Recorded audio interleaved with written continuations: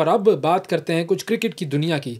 पाकिस्तान और भारत, जब भी ये दोनों ममालिक क्रिकेट की दुनिया में आमने सामने आने वाले होते हैं, भारत कुछ ना कुछ ऐसा करता है कि सियासत और खेल ये दोनों यकजा हो जाते हैं और नुकसान क्रिकेट का होता है, अफसोस क्रिकेट के शायकीन को होता है। और एशिया कप के मामले में भी कुछ ऐसा ही होने जा रहा था, लेकिन पाकिस्तान क्रिकेट बोर्ड का स्टांस, पाकिस्तान के क्रिकेट बोर्ड के सरबराह जनाब मोहसिन नकवी साहब का स्टांस ऐसा था कि भारत कुछ भी ज़्यादा चूंचरा नहीं कर पाया। इस पूरे मामले की ज़रा तफसील जानते हैं और एशिया कप में अब क्या आगे होने जा रहा है, इस हवाले से बात करते हैं। अब्दुल माजिद भट्टी साहब हमारे साथ मौजूद हैं, सीनियर स्पोर्ट्स जर्नलिस्ट हैं। अस्सलाम वालेकुम भट्टी साहब।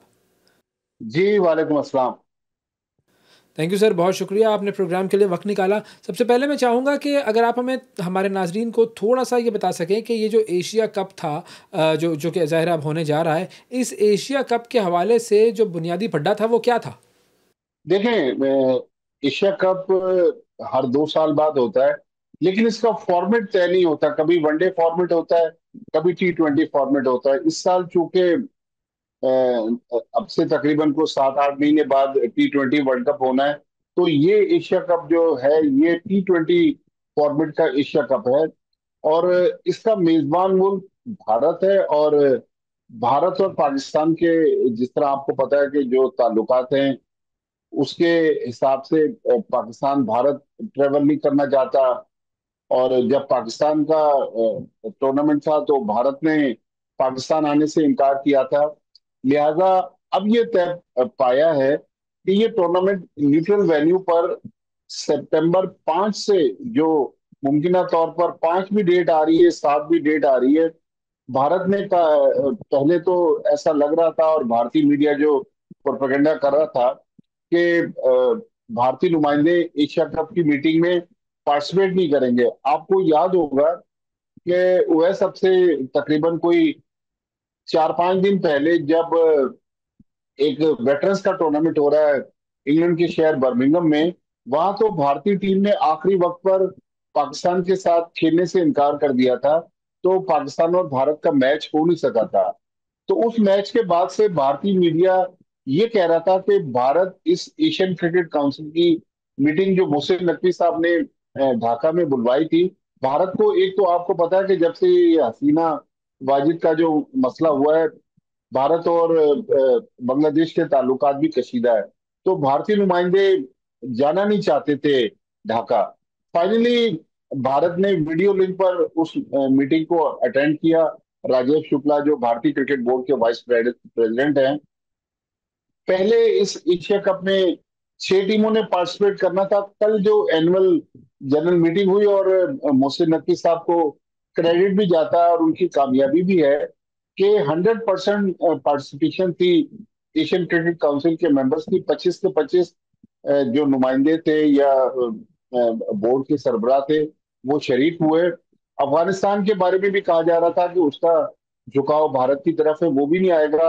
अफगानिस्तान के नुमाइंदे भी शरीक थे। तो अब ये तय पाया है, चूंकि 8 टीमें हो गई अब एशिया कप में, तो भारत ने कहा है कि हम जो कमर्शियल पार्टनर्स हैं, जो टूर्नामेंट के स्पॉन्सर्स हैं, उनसे बात करके फिर इस टूर्नामेंट की डेट्स और शेड्यूल को फाइनल करेंगे। तो मोहसिन नकवी साहब ने कल जो ढाका में प्रेस कॉन्फ्रेंस की एनुअल जनरल मीटिंग के बाद, उन्होंने कहा कि अगले चंद दिनों में हम भारतीय क्रिकेट बोर्ड के साथ मिलकर इस टूर्नामेंट के शेड्यूल को फाइनल करेंगे। तो अब देखना है कि भारत का जो रवैया रहा है, कहीं कोई पटाखा भी फटता है तो आखिरी वक्त पर वो बैकआउट कर जाता है।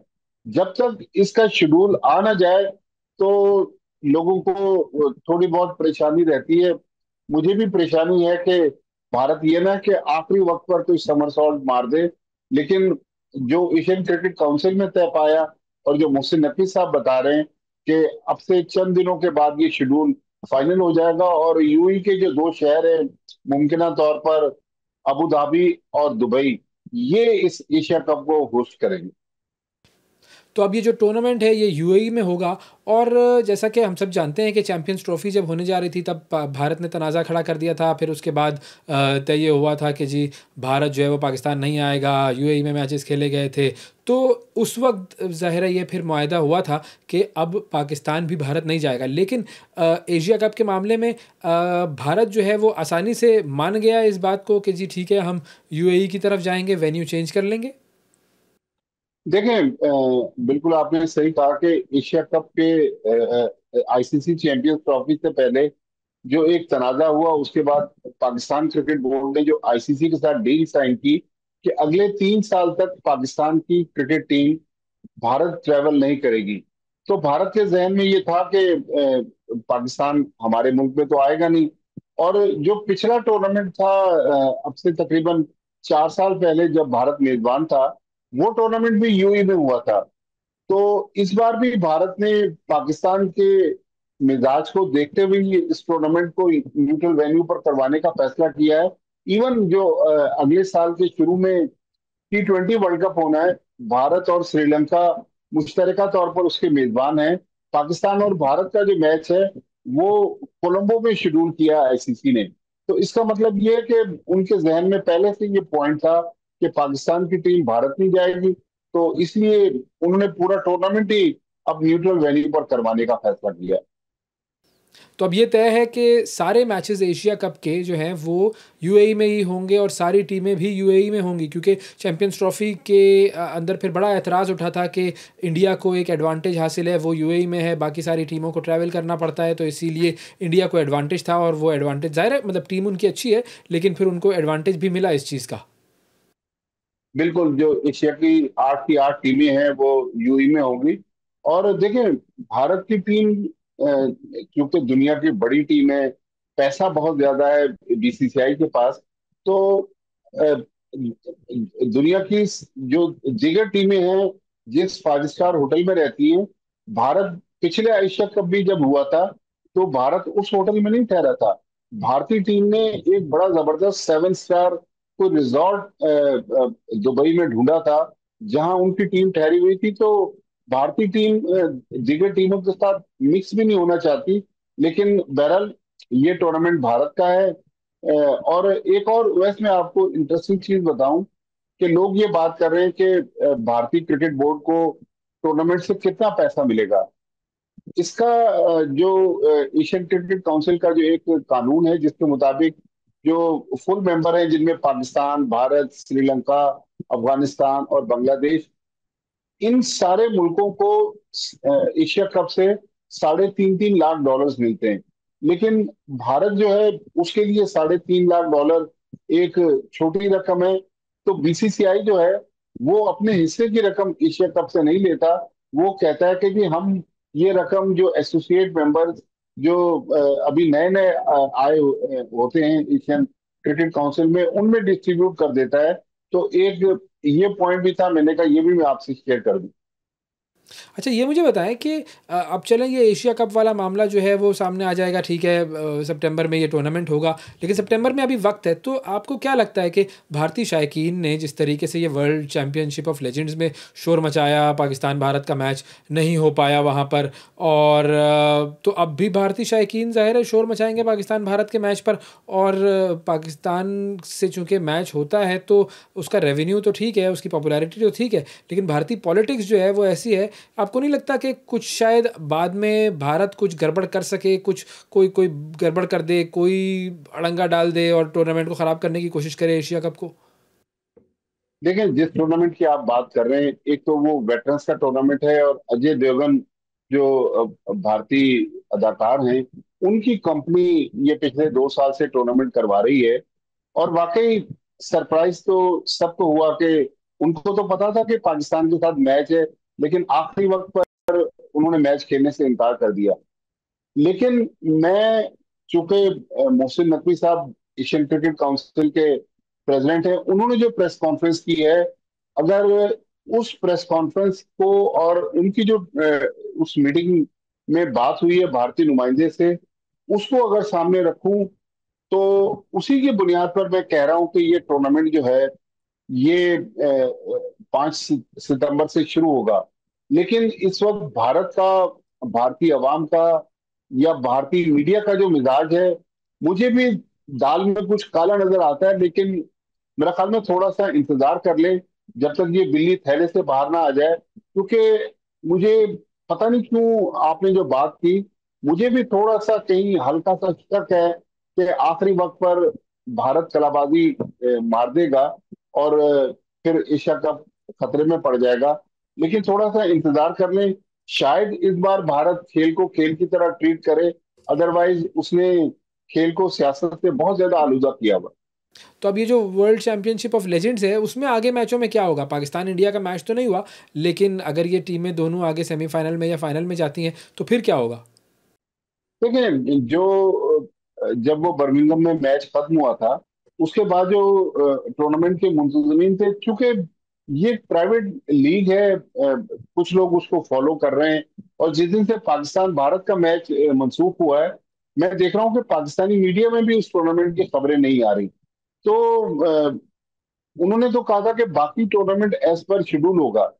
लेकिन अगर पाकिस्तान भारत सेमीफाइनल में टकराते हैं या दोनों के दरमियान फाइनल होता है, तो फिर टूर्नामेंट किस तरह एज पर शेड्यूल होगा, तो ये तो टूर्नामेंट के मुंतजमीन ही बताएंगे। क्योंकि मैंने जिस तरह आपसे कहा कि ये एक प्राइवेट लीग है जो अजय देवगन की कंपनी करवा रही है, इसमें जो कुछ तय पाया है वो तो मुंतजमीन यही कह रहे हैं कि बकिया मैचेस शेड्यूल के मुताबिक होंगे।